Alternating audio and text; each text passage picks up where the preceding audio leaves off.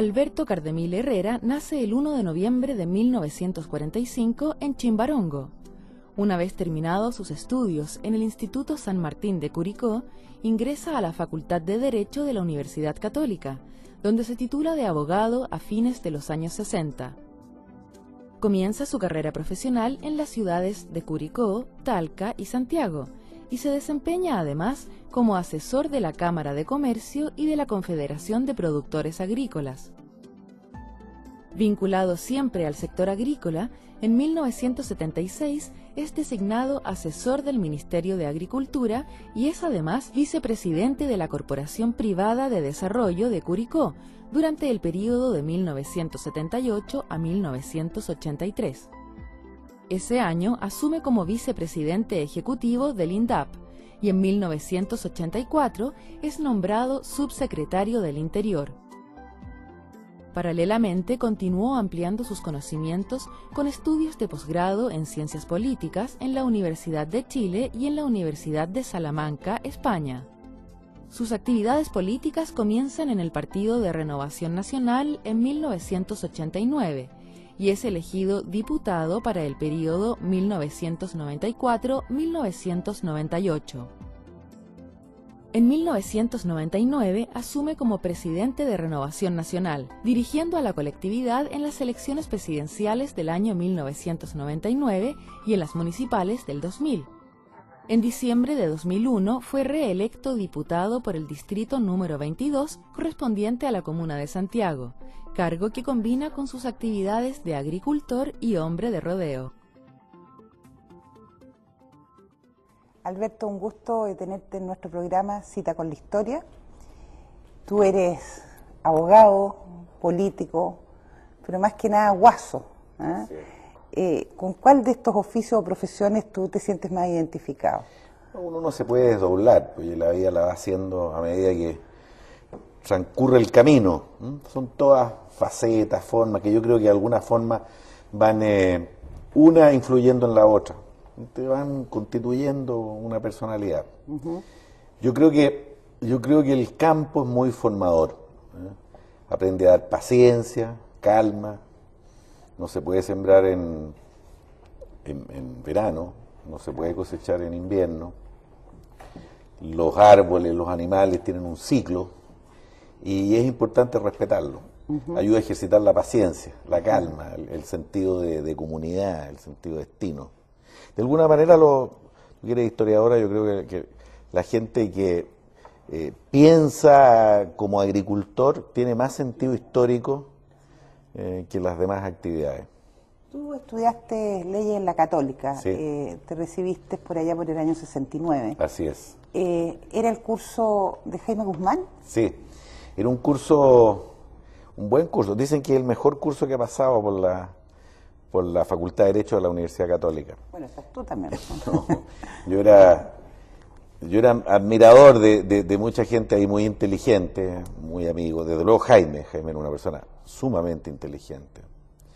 Era compañero de Jovino Novoa y de Gonzalo Ibáñez, de algunos abogados muy destacados como José Joaquín Ugarte, que fue el premio de mi generación.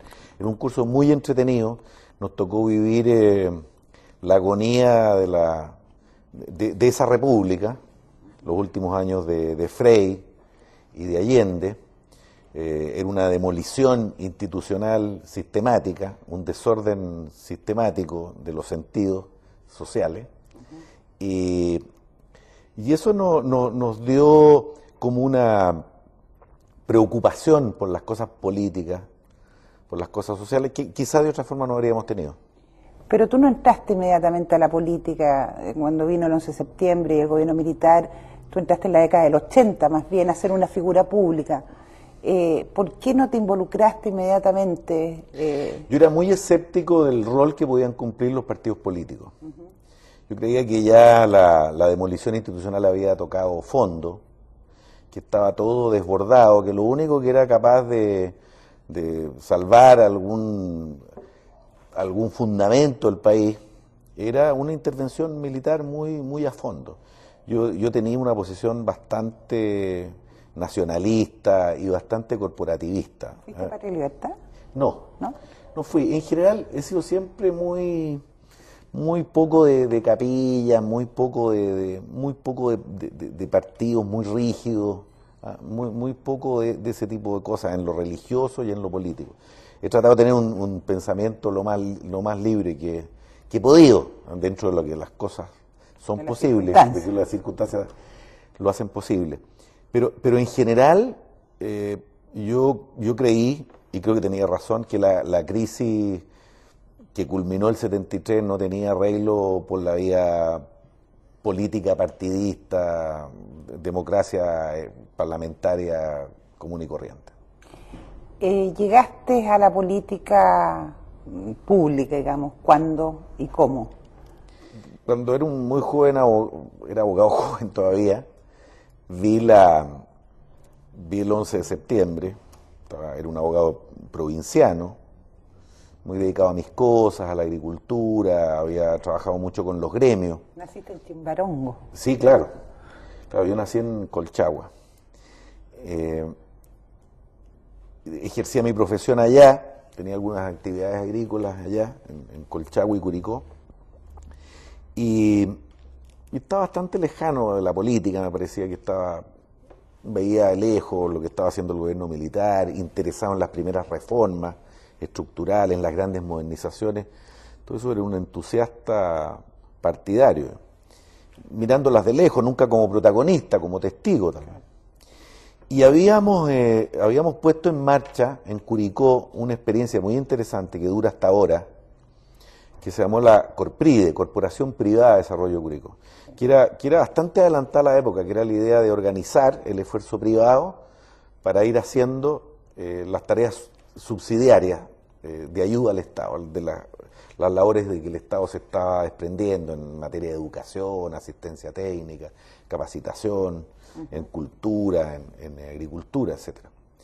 Y esa fue una experiencia muy exitosa, la de la Corte, muy seguida después por la Corporación del Biobío y por otros lados. En otras regiones. Fue una época muy rica, como una colaboración no política. Y el presidente Pinochet, un día de manera completamente sorpresiva, en una exposición agropecuaria en Talca, en una FITAL de Talca, me pidió, como pedía el general Pinochet, me llamó para decirme que me había nombrado vicepresidente de INDAP. ¿Pero tú no lo conocías? No lo había visto nunca. Esbocé algunas tímidas protestas, que yo creo que ni la apoyó, y así fui a dar a Santiago, con gran reclamo de mi mujer y de mis hijos, porque significaba cambiar de vida, de manera además muy austera, con muy pocos medios, con una complicación de vida bastante aguda. Ahí hicimos una tarea muy importante, me correspondió conocer a Jorge Prado, que fue un gran ministro de Agricultura. Hicimos una verdadera revolución en el mundo campesino, en el mundo rural, con una idea también revolucionaria que fue unir el crédito que tradicionalmente daba INDAP con la asistencia técnica, también que fuera saliendo gente y la pudiera tomar el sistema crediticio normal. Hicimos los problemas, de la reforma agraria, justamente la falta de capacitación y de desarrollo técnico. Así es. Yo creo que es el trabajo público más bonito que he tenido en mi vida. Conocí Chile completo, teníamos actividades desde el extremo norte al extremo sur, en los pueblos más perdidos siempre hay algo de INDAP. Fue un trabajo muy bonito, muy gratificante, creo que ayudamos mucho y le cambiamos la cara, no sé si 100%, pero en un porcentaje más o menos apreciable a mucha gente. Pero ya en el año 84, en la década Así del es. 80, tú entraste ahí a ser subsecretario del Interior, que es algo bastante más duro que estar dedicado al INDAP. Tal vez una historia poco conocida, una petite histoire nomás, ¿no? No es muy importante, pero en fin. Yo había conocido a Jarpa y había tenido una gran admiración por él en la década de los 70. Incluso Jarpa me pidió, siendo muy joven, que fuera candidato a diputado por Curicó.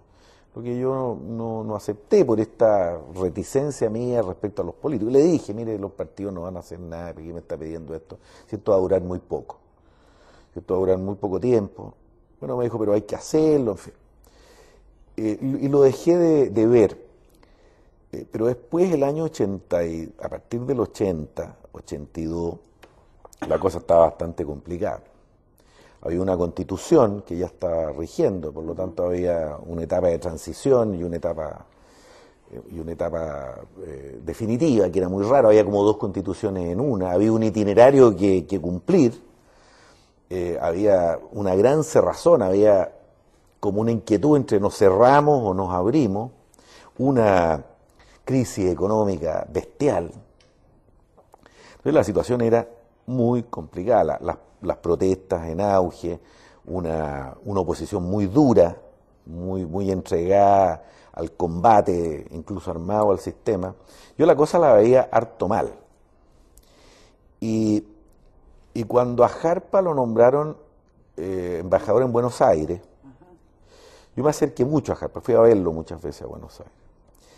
Y algo que las autoridades militares de la época ni siquiera deben saber. Empezamos a tener una serie de reuniones políticas muy a fondo en el INDAP, a la que incluso yo invitaba a Jorge Prado y algunos ministros. Incluso algunos generales, como Bruno Sier, que después fue senador nuestro, Alberto Cup. Empezamos a estudiar con don Sergio qué hacer.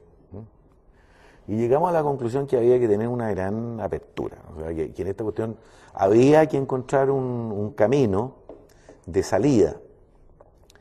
Y yo empecé, dentro de la poca influencia que tenía, a activar esta idea. Con ministros, con amigos, con civiles, con militares. De tal manera que para mí fue muy importante el nombramiento de Jarpa como ministro del Interior. Creo que salvó al régimen. Creo que encontró, aun cuando hubo dos Jarpas, uno cuando se topa, ya lo hablaremos, en su primer camino, en su primera idea, ya hay un segundo Jarpa que ya está mucho más complicado. Pero en fin, yo vi ahí que había un camino. Y estaba yo muy tranquilo, no muy tranquilo, en mis actividades como en DAP, cuando recibo una llamada rarísima del presidente de la República y me dice, yo lo quiero nombrar subsecretario del Interior. Le dije, presidente, no, me dice, ¿a usted le gusta la política? Bueno, le dije, sí, estoy he sido interesado en la política. Bueno, me dijo, lo voy a nombrar subsecretario del Interior para que apoye toda la gestión de su amigo Sergio Onofre Jarpa. Ahí va a tener ocasión de hacer política porque vienen los tiempos de la política. Año 84. Bueno, le dije, voy a tratar de cumplir lo mejor posible las tareas por presidente. Entonces, se dio vuelta en esa sala chica que tenía al final. Me dijo, pero eso, lo que le he dicho, me dijo, pero acuérdese que al subsecretario del Interior lo nombra el presidente de la República y que depende del presidente de la República. Sí, le dije, presidente, sí lo tengo muy claro. Bueno, y ahí empezó toda la época tan importante. Tú tenías una imagen en esa época, estoy hablando 84, 85, protestas, problemas en las universidades, una imagen tremendamente dura con la oposición, que no se condecía con lo que ustedes estaban intentando hacer con don Sergio, con Jarpa, que era justamente producir la apertura política. ¿Qué pasaba ahí? ¿Estabas con el problema de que Pinochet, ¿cómo dicen los guasos con las riendas? Sí, a dos riendas, no riendas firmes ni muy largas ni muy cortas. El subsecretario del Interior hoy es el peor cargo, la subsecretaría del Interior el peor cargo del mundo, es el resumidero de todo, ¿no? Tienes todo ahí, digamos, toda la coordinación, hay que tener sangre, No, sangre caliente, pero a veces calma, mucha calma para desempeñar ese puesto. Un cargo muy difícil. Yo siempre llamo a los subsecretarios del Interior cuando los nombran y les digo que los compadezco y nos hemos hecho bien amigos, de varios. De Jorge Burgos, precisamente ahora que está de diputado. Bueno, entonces, ¿qué pasaba? Jarpa llegó, Patricia, con una idea que se había trabajado de antes, que era una reforma de la Constitución muy importante, que significaba la elección del presidente de la República normalmente, adelantar, sin plebiscito, una elección normal, adelantar el Congreso, reconocer los partidos políticos, terminar con el exilio. Entonces, la tarea que hubo que hacer, en primer lugar hubo que echar a andar, y yo era presidente de esa, trabajaba exactamente en esa comisión, todas las leyes políticas, la ley del servicio electoral, la ley de partidos políticos, la ley de inscripción, todas las que tenemos ahora, la ley del Congreso Nacional, que era una actividad tremenda, que la tratábamos de llevar calmada en la forma más técnica posible. Por otra parte estaba toda la relación con los partidos políticos, que estaba topada, exactamente cuando yo llegué, porque con muy mal ojo le habían pedido a Jarpa que para seguir conversando, lo primero era la renuncia del presidente de la República, digamos, entonces era completamente absurdo. Y por otra parte, un topón interno, que fue el que en definitiva fue más duro, ¿no?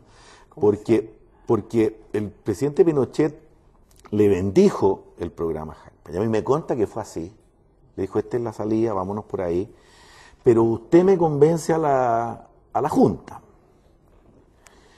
Usted me convence a la Junta. Entonces las reuniones, al mismo tiempo que Jarpa se estaba reuniendo con la oposición, que se le endurecía, que estábamos echando a andar el trabajo técnico de las leyes políticas, Jarpa tenía su incordio propio con el general Matei, con el almirante Merino y con el general de Carabineros, que era el que más, Mendoza, que era el que más entendía y el que estaba más cerca de este tema. Entonces había que ser muy tranquilo en esta materia, no se podía conceder mucho, no era mi rol por lo demás, pero yo tuve una relación en dos líneas muy buenas. Yo tuve una relación espléndida con el cardenal Fresno y con el obispo Valech. Por eso me dio mucha rabia lo que dijo Lago respecto a las personas que habíamos ido a la misa del cardenal Fresno. Con el cardenal Fresno avanzamos muchísimo en muchas cosas y tengo un gran recuerdo de él. Era un hombre muy chileno, un caballero chileno a la antigua, muy guaso, lo entendíamos muy bien. Y a su vez yo abrí otra cosa que era bien novedosa, que era una especie de reunión con los institutos dedicados a la política. Sobre todo con los DC ahí. Con los DC, que se juntaban, hacíamos un análisis que no era político. Con Benninger debe haber sido. Claro, con Benninger y con Molina. Y con institutos cercanos a la derecha. Porque yo les contaba ahí cómo íbamos avanzando, que me dieran ideas para las leyes políticas, etcétera. Entonces era una cosa complicada. Yo tenía, a pesar de lo que apareciera, tenía una buena relación con la gente que estaba pensando en política. Después, cuando a raíz de la gestión Valdés, porque yo creo que eso tiene un nombre, la gestión de entrar a la oposición, a las reglas del juego, fue, yo te diría, tiene tres momentos. Fue recomendada desde el punto de vista humano por Monseñor Fresno, fue aceptada intelectualmente por Gabriel Valdés, fue gatillada por la visita del Papa. La visita del Papa fue central, fue fundamental. Cuando eso se produce, bueno, ya entramos a una relación mucho más institucional con los partidos. ¿Tú sabes qué es lo que habló Pinochet con el Papa? Nunca he sabido, nunca. Eso es un tema absolutamente, nadie conoce. Nadie lo conoce. Yo tuve una conversación con el Papa, que cuando me recuerdo ella todavía me tiritan las cañuelas, que fue muy especial, que se la dio a Monseñor Fresno, en VIP, Después del bochorno del Parque Cousiño, del Parque Cousiño le digo yo todavía, soy aficionado a la historia, O'Higgins. Pero eso lo regaló la familia Cousiño y así de era haberse seguido llamando.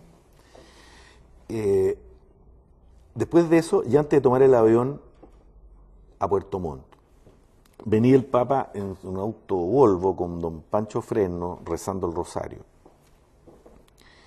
Y yo estaba ahí muy temprano, a las 7:30 de la mañana. Don Pancho me tomó y me dijo, y le dijo, Santo Padre, el subsecretario que estaba a cargo del viaje. Y yo estaba lúcido, estaba emocionado, pero estaba lúcido. Entonces, le dije, ¿usted ha visto santidad? ¿Qué hacemos? Mire, me dice, hay que hacer dos cosas prácticas. Hay que rezar y hay que pensar. Pero no me cabe duda, me dice, que Chile va a lograr encontrar el camino. Por lo que he visto, por lo que he conversado, por la idea que me he formado, no me cabe, este es un país maravilloso, me dijo, este es un país lleno de riquezas institucionales, personales, y va a encontrar el camino. La salida es la que tienen diseñada, la que tienen estudiada. Bueno, y esa salida pasaba por el plebiscito, y ese año 88, tú sabes, porque te lo han preguntado 1000 veces, que tú te convertiste en el hombre más famoso de Chile. De Chile noche, en todo el mundo. Esa noche del 5 de octubre, cuando tú con el pañuelo, ¿no es cierto?, estabas... Subo poco, no, pero parece que había nervio o era el calor de las cámaras. ¿Qué pasó de verdad esa noche del 5 de octubre? Mira, yo, gracias a Dios, no he sentido nunca esa sensación de miedo, de pavor o de inseguridad respecto a las cosas que hago, sobre todo cuando estoy tranquilo de adentro. Pero pasó lo que tenía que pasar. Mira, que el plebiscito se iba a perder, bueno, a mí se me fue escenificando claramente. ¿Con harto tiempo? Sí, a partir de la franja electoral. Si eso fue decisivo, Patricia. Sí. No, yo te voy a decir por qué fue decisivo, porque en Chile no se movía una mosca. Y la gente obviamente eso lo consideraba, y antes de votar lo pensaba muy bien. Bueno, y a partir de la franja se empezaron a mover todas las moscas. La gente sabía que se podía juntar, que le podían sacar la mugre al gobierno y al general Pinochet, y no iba a pasar nada, que estaba dentro de las reglas del juego.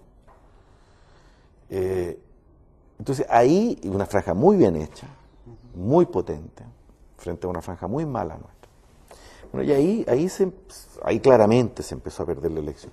¿A quién le echa la culpa, tú o el gobierno tuvo alguna responsabilidad en el tema? Hay procesos que no dan más. Sí. O sea, tú eres historiadora, o sea, hay procesos que maduran y que se empiezan a agotar, pero eso no dan más. O sea, tú no lo consciente de eso, es decir, ¿hasta qué punto ustedes estaban conscientes que con esa franja no llegaban a ninguna parte? Lo que pasa es lo siguiente.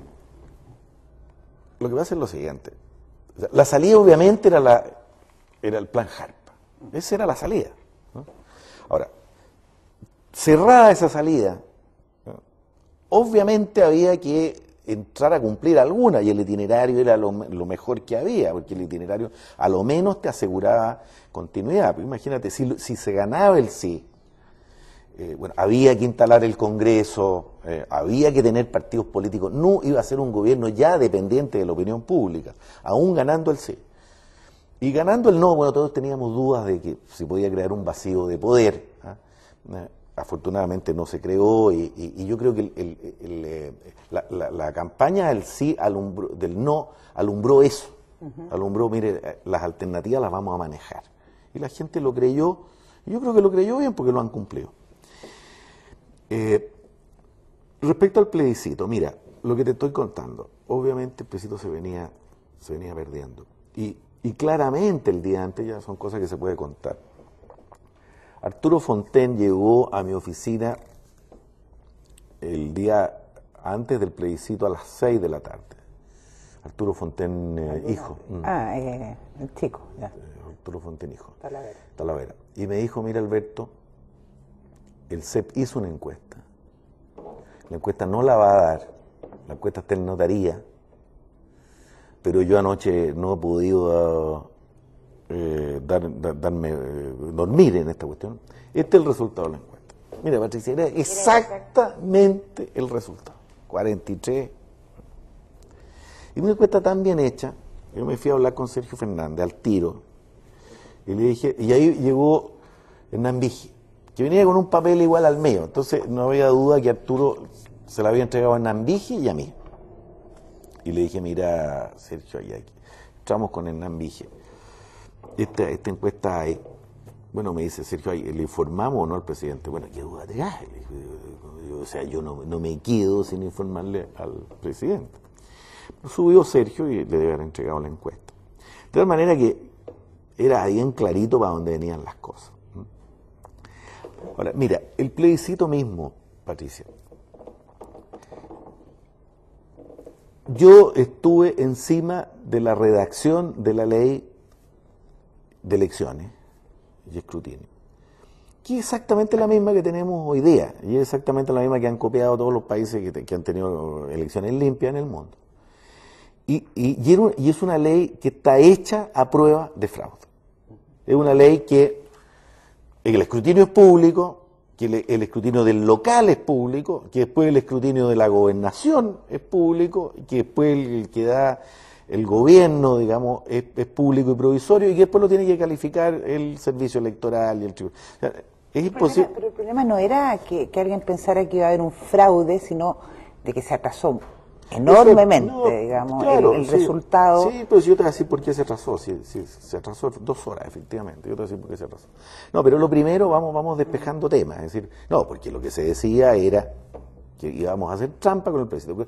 Yo quiero decirte que el plebiscito era imposible hacer trampa. Aunque alguien se hubiera tentado a hacer trampa, era imposible hacerlo. En segundo lugar, no era necesario que el subsecretario del Interior diera el resultado.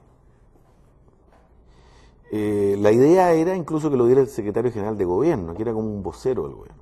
Y yo pedí dar el resultado. Yo lo pedí, porque yo quería tener ese control. Porque en buenas cuentas, Patricia, el plebiscito se ganaba o se perdía, ganaba el sí o el no, cuando el subsecretario del Interior dijera ganó el sí o no ganó el no, o ganó el no. Y yo ese tema, yo preví que iba a ser tremendamente enredado, tremendamente complicado, pero dije yo hice esto y yo soy el responsable y yo pondré la cara. Bueno, y así fue. El plebiscito se demoró, los resultados del plebiscito se demoraron 2 horas. Y se demoraron 2 horas. Pues yo los tuve a las 12 de la noche, completo. ¿Sí? Hubo lentitud en algunas partes, en las gobernaciones. Pero de repente no manejaba. Es decir, tú me estás diciendo de repente no me fluyó de las gobernaciones. De las gobernaciones, en las regiones se me estancó el flujo de información. Después fluyó normalmente y el plebiscito a las 12 de la noche yo tenía el 80% de las veces. A las 12 de la noche bajó el general Pinochet a mi oficina y me dijo, ¿qué pasó, Alberto? Le dije, presidente, pasó que perdí el plebiscito. Y estos son los resultados. Tuvo una sola reacción, súper tranquilo. Está de moda tirarle piedras al general Pinochet y a decir... Yo no vi nunca a nadie en esa noche con una idea loca, con una idea estúpida, a nadie. Y al general Pinochet lo vi con una calma y una tranquilidad única. Se falsearía la historia si dijera otra cosa. El general Matei dice otra cosa, está no, publicado. El general Matei lo que hizo, a mi juicio, en forma absolutamente estentórea y fue completamente gratuito. Yo te voy a decir por qué.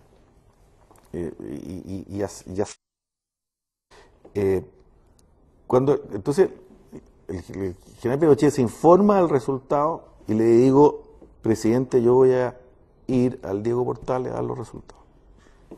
Me dice, Alberto, espere, porque he citado a los comandantes en jefe, que son mis electores, Pues, estaba clarito el caballero, me dijo. Soy el candidato de ellos sujeto a ratificación plebiscitaria. Y por lo tanto, yo le tengo que informar a ellos, primero que nada, y en segundo lugar tengo que afirmar el curso institucional. Mira, yo me representé todo lo que venía. Podría haberme hecho famoso, pues a lo mejor podría haber salido a dar la noticia. Como ahora están de moda los buscacámaras, los polillas. En ese tiempo estaban menos de moda. Pero era completamente absurdo hacerlo. Por lo que te digo,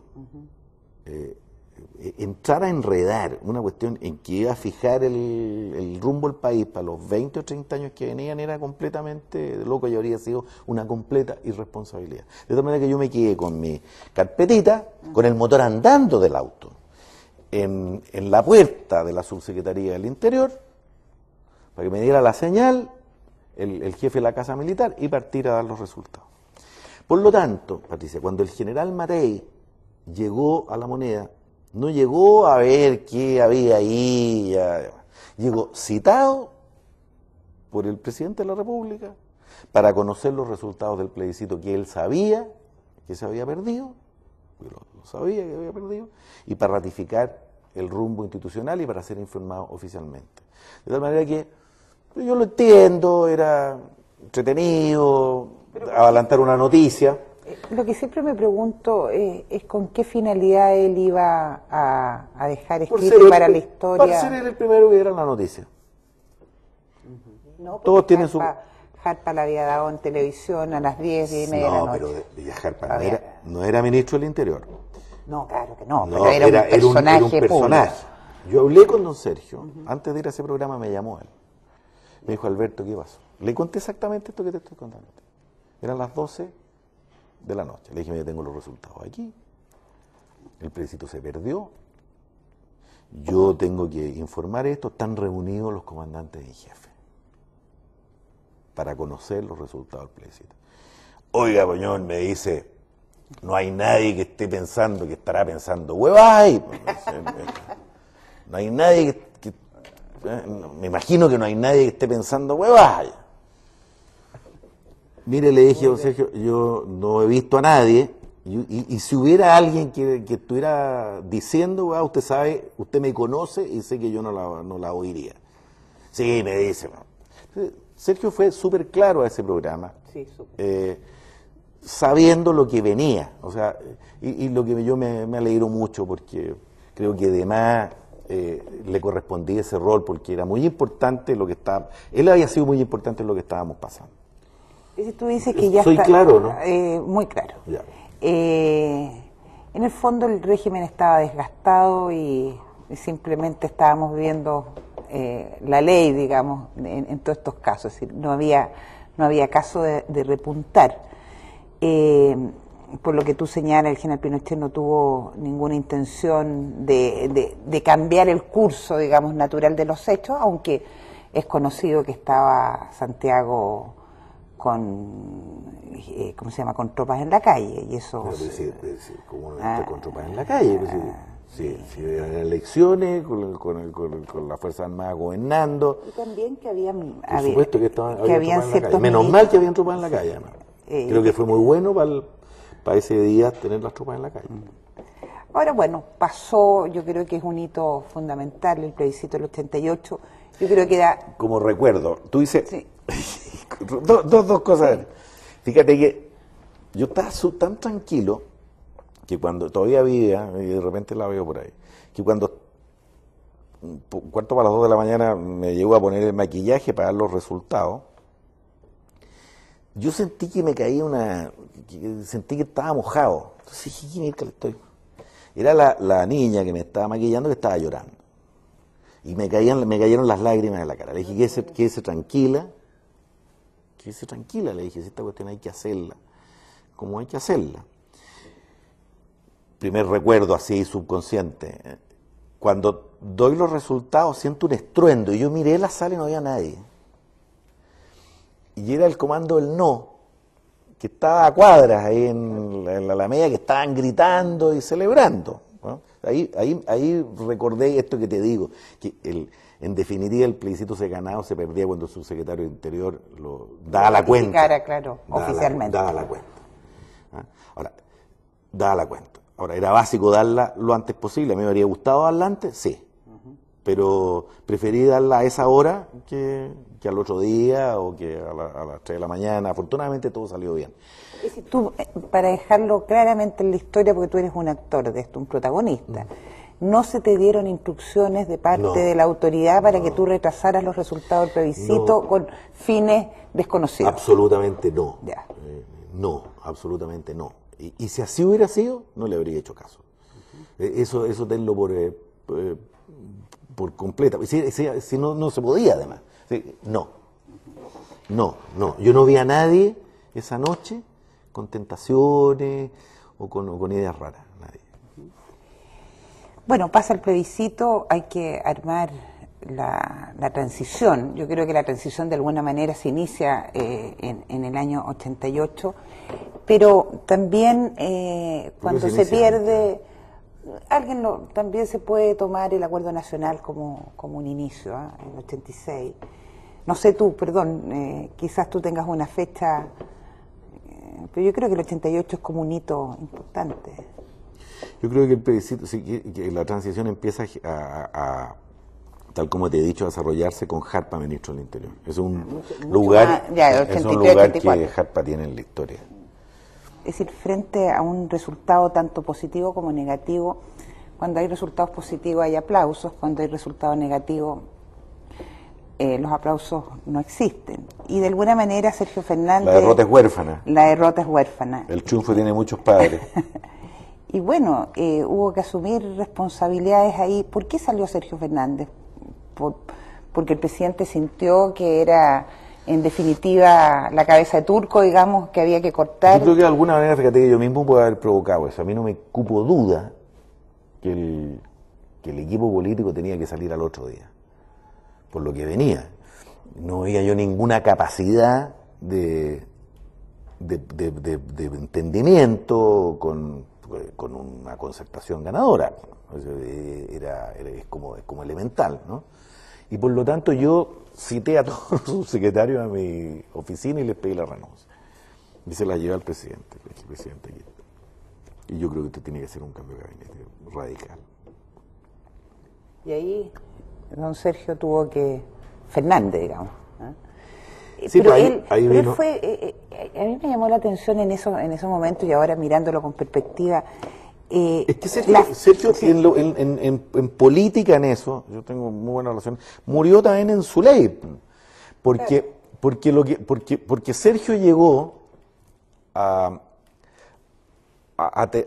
cumplir ese tramo del camino de la transición en la dirección que llegaba. Sí. Ya, terminada la idea, el plan Jarpa, caducado eso, porque no fue el general Pinochet, fue el almirante Merino el que en definitiva se opuso y lo impidió.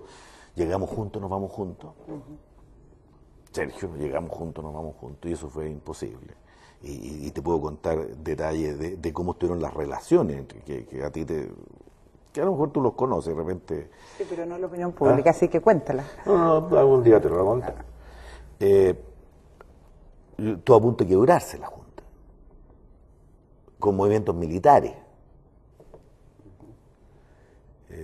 Porque en un régimen militar todo se mueve al final con movimientos militares, no mueve la opinión pública, mueven los aviones, así fue, digamos, porque el general Pinochet se jugó a full por el plan Jarpa, a full y con convicción.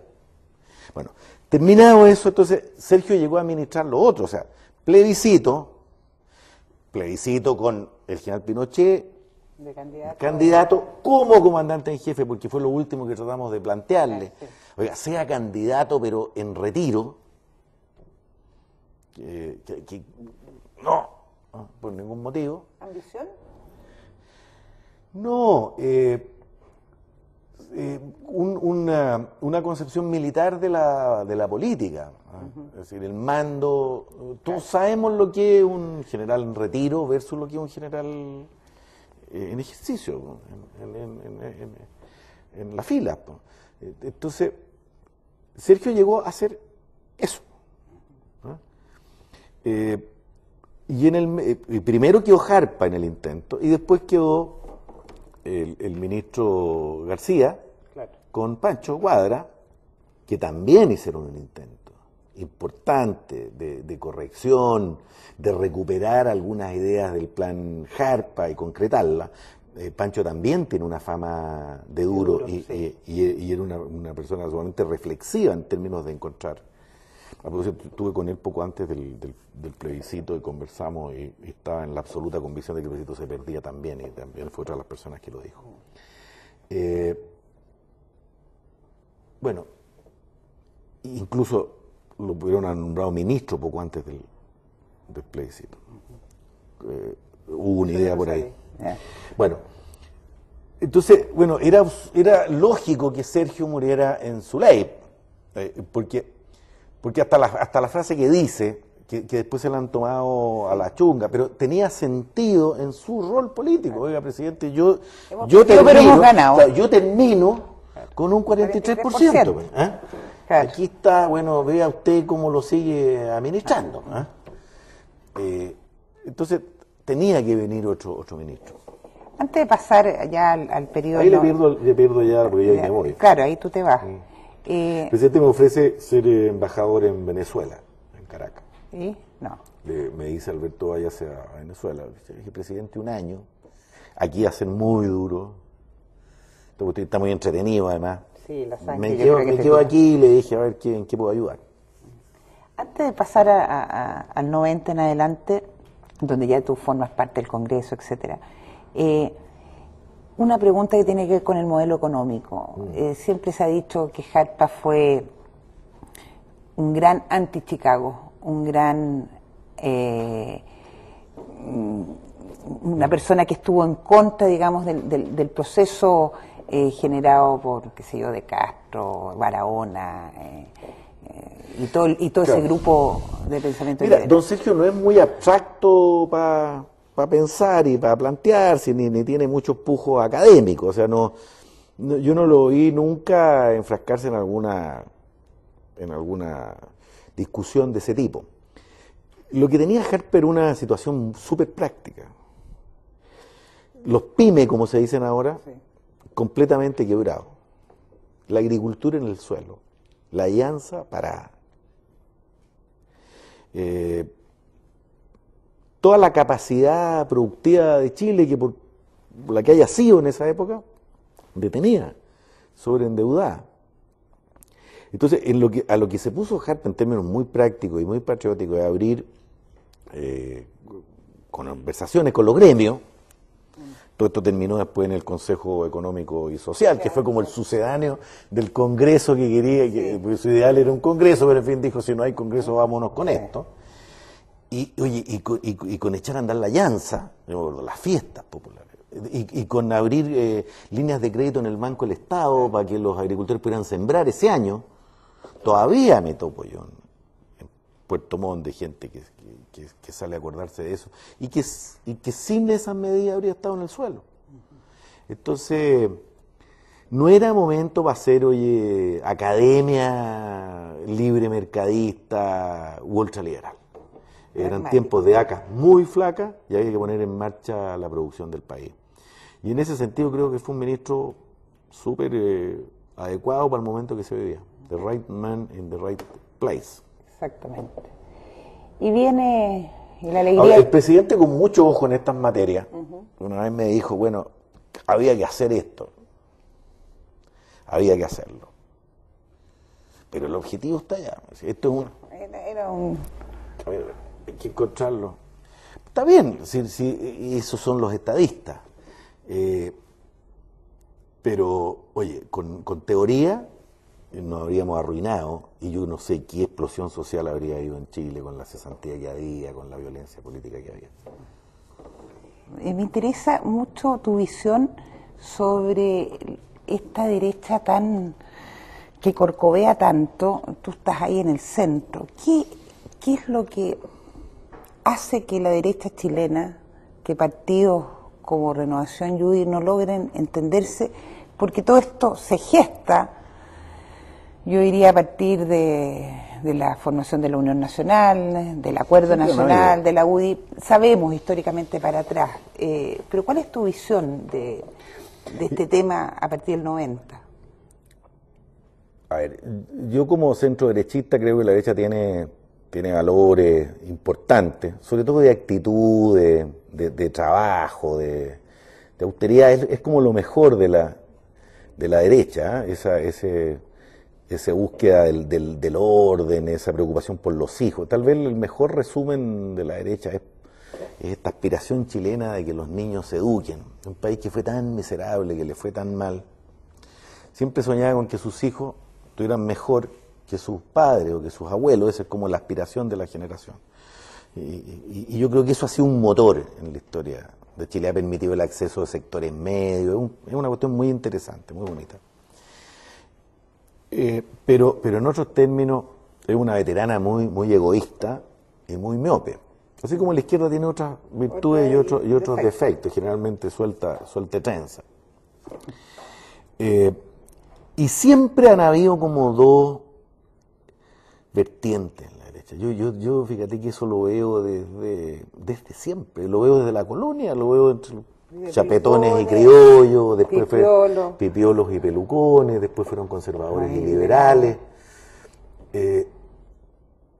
Y ha habido como un fermento independiente, medio agrario, medio tradicional. Claro, pero medio un poco desconfiado de los políticos, ¿no? Que en los momentos de crisis la ha unificado. Eso fue el primer partido nacional, el partido monbarista. Eso después fue el Partido Nacional. Cuando une conservadores y liberales. Claro, en que fueron sectores nacionalistas los que fueron el fermento de la unidad. Pero no pasó con Renovación y UDI. Cuando lo intentaron, después tuvieron que separarse. Claro, estamos en esa etapa. Estamos en esa etapa. Yo creo que el golpe de timón de Joaquín Lavín corresponde un poco a esa necesidad de corrección que tiene la derecha. A la derecha hay que intervenirla para que rinda electoralmente. Y la tiene que intervenir alguien un poco outsider, un líder un poco Ibáñez, Pinochet, con todas sus cosas, don Manuel Montt, don Antonio Vara. Y Lavín va a tener que transformarse en eso, y ese es su tema. O sea, no basta la cuña, ya.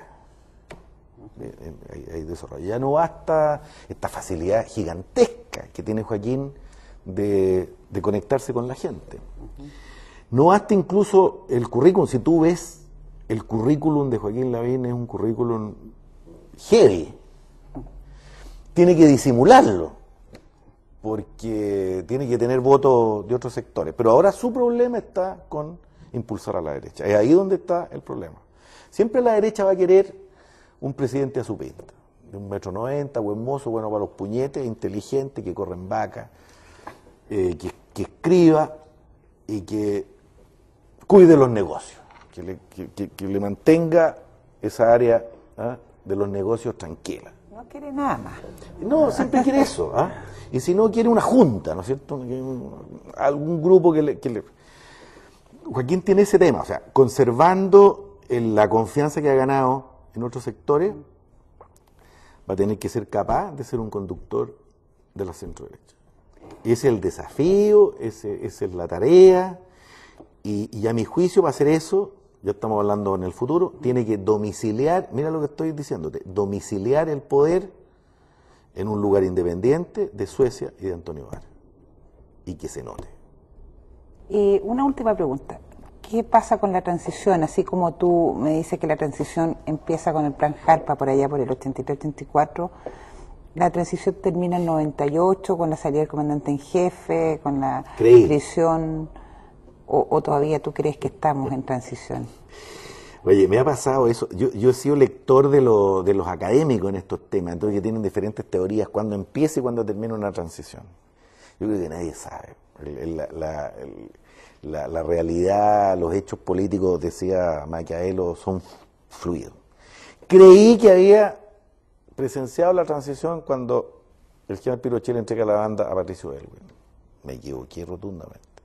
Creí que la había visto cuando le entrega el mando del ejército el general Pinochet al general Izurieta. Me equivoqué rotundamente. Han pasado ya 2 presidentes, va a pasar uno más. Yo pienso que los términos de periodo histórico suceden desde adentro. Hay como situaciones que maduran, como que la gente se pone de acuerdo en una amnesia pactada o en una solución pactada. ¿Cuándo se produce eso? Yo no sé. Cuando se han muerto todos ya y vienen los de la generación que no vieron el tema, yo creo que hay países que han logrado hacerlo en forma distinta, como en España, me parece a mí que se han puesto de acuerdo en una serie de cosas. En Chile no lo sé. Está cambiando el país. Este es un país tan especial, tan violento, tan individualista. No sé, yo creo que de repente va a suceder sin que nos demos cuenta, pero no te podría dar ese certificado. ¿Ah? Quizás los historiadores en 30, 40 años. Ahora no te podría dar ese certificado, yo creo que no ha terminado. No ha terminado. 1.000.000 de gracias, Alberto, por estar con nosotros en este programa, pero obviamente que me sirvió. Nos sirvió a todos. Bueno, qué bueno. 1.000.000 de gracias. Ya. Chao. Está bueno.